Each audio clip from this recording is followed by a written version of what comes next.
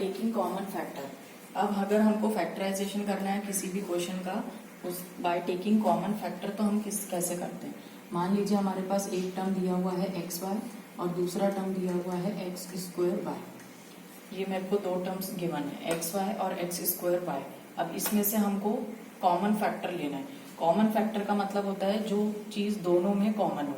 तो दोनों में कॉमन हो तो हम उसको कैसे निकालते हैं वो देखिए। यहाँ पर x है, यहाँ पर x की हाईएस्ट पावर 2 है, तो यहाँ पर x की पावर 1 है। इसका मतलब हम इन दोनों में से सिर्फ x कॉमन ले सकते हैं।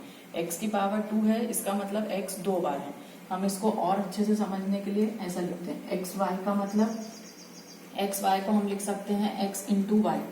तो एक्स वाई को मैंने स्प्लिट किया x इंटू वाई, और एक्स स्क्वायर वाई को हम लिख सकते हैं x इंटू वाई, क्योंकि यहाँ पर x स्क्वायर है। इसका मतलब x इंटू एक्स, एक्स की पावर 2 है तो x इंटू एक्स और है। तो इस तरीके से हम उसको स्प्लिट करके लिख सकते हैं। एक्स वाई मतलब x इंटू वाई और एक्स स्क्वायर वाई मतलब x इंटू वाई। अब हमको इन दोनों में से कॉमन पार्ट लेना है। तो कॉमन मतलब जो दोनों में इक्वल हो।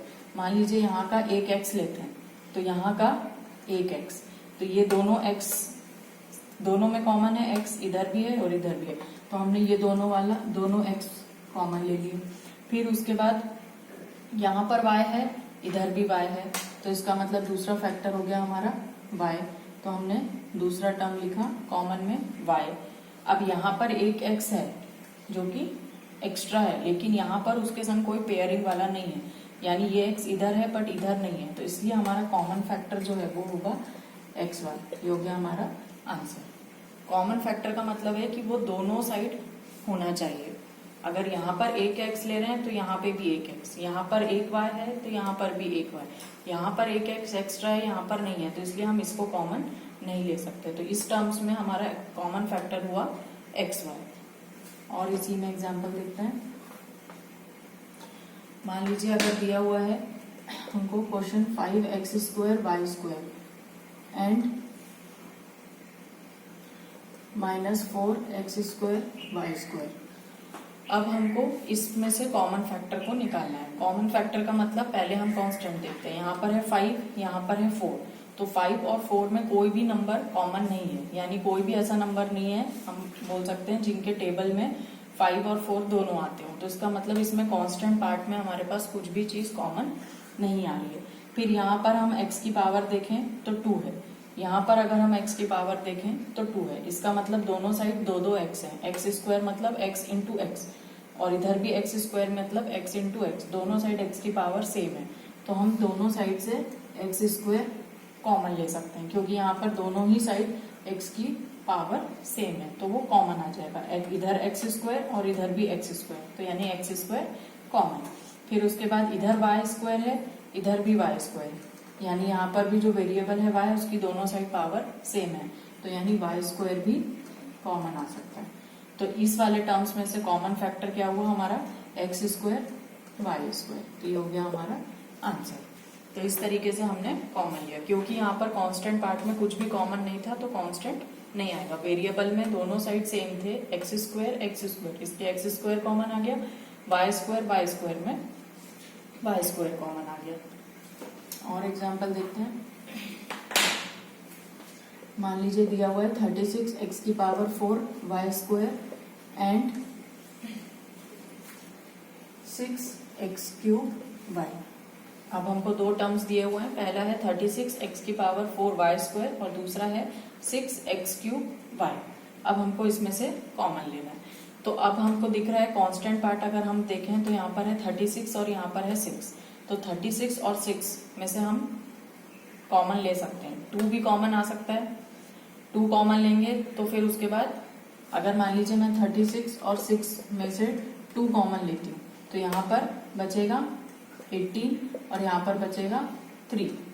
फिर हम इसमें से 3 कॉमन ले सकते हैं, तो अगर हम इसमें से 3 कॉमन लेते हैं तो इधर बचेगा 6, इधर बचेगा 1, तो इसका मतलब 3 2 जा 6, डायरेक्टली हम 6 कॉमन ले सकते हैं। तो 36 और 6 में से हम जो कॉमन फैक्टर लेंगे वो होगा 6, तो इसलिए हम 6 कॉमन लेंगे, क्योंकि 2 और 3 लेंगे तो फिर फर्दर और फैक्टराइज हो रहा है, तो इसीलिए डायरेक्टली हम दोनों में से 6 कॉमन ले सकते हैं। तो 36 और 6 में से मैंने 6 कॉमन लिया। फिर x की पावर 4 और x की पावर 3। अब यहाँ पर x की जो पावर कम है वो इधर है, x की पावर 3 है। x की पावर 3 है मतलब यहाँ पर 3x है, x into x into x, और x की पावर 4 मतलब यहाँ पर 4x है। तो हम 3x कॉमन ले सकते हैं। तो जो भी आपके वेरिएबल की छोटी पावर होगी वो उतना आप पोर्शन कॉमन ले सकते हो। तो यहाँ x की पावर 4 है और यहाँ x की पावर 3 है, तो इसका मतलब हम x की पावर 3 कॉमन ले सकते हैं।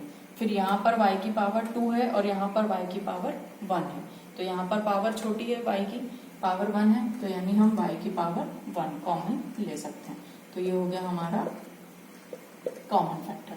तो इस तरीके से आप एक एक पार्ट पे जाइए। पहले आप कांस्टेंट में से निकालिए, फिर वेरिएबल्स को देखिए। अगर वेरिएबल की पावर छोटी है तो आपको छोटा वाला पोर्शन कॉमन लेना है। अगर दोनों साइड वेरिएबल की पावर सेम रहेगी तो आप पूरा एज इट इज कॉमन ले सकते हैं। ओके, एक और एग्जांपल देखते हैं। मान लीजिए यहाँ पर लिखा है 15xyz and 15x² y² and z²। अब अगर हम इसमें कॉमन देखें तो यहाँ पर लिखा है 15xyz और यहाँ पर लिखा है 15x² y² z²। अब यहाँ पर हम देख सकते हैं कि दोनों साइड हमारा जो कांस्टेंट पार्ट है, यानी जो 15 है वो दोनों साइड सेम है। कांस्टेंट पार्ट दोनों साइड ही हमारा सेम है, तो हम कांस्टेंट 15 एज इट इज बाहर ले सकते हैं क्योंकि ये दोनों साइड कॉमन है। फिर हम वेरिएबल पे जाएं तो यहाँ पर x है, यहाँ पर x की पावर 2 है, तो यानी यहाँ पर 1x है, यहाँ पर 2x है। तो हम दोनों में से अगर कॉमन देखें तो हम 1x कॉमन ले सकते हैं। और इसको ऐसा भी बोल सकते हैं कि यहाँ पर x की पावर 1 है जो कि इससे छोटी है, तो इसलिए हमने x की पावर 1 कॉमन लिया। फिर y की पावर इधर 1 है, y की पावर इधर 2 है, तो यानी छोटी इधर है, तो यानी हम y की पावर 1 कॉमन ले सकते हैं। z की पावर यहाँ 1 है, z की पावर यहाँ 2 है, तो हम z की पावर 1 कॉमन ले सकते हैं। तो इस तरीके से हम किसी भी पॉलिनोमियल का फैक्टराइजेशन करते हैं by taking the common factor. Common मतलब आपको जो भी टर्म्स के बीच में कॉमन पार्ट है उसको निकाल के लिखना है, तो वो हो जाता है आपका फैक्टराइजेशन बाय टेकिंग कॉमन। फिर उसमें आपको कॉन्स्टेंट्स भी देखना है और वेरिएबल्स भी देखना है।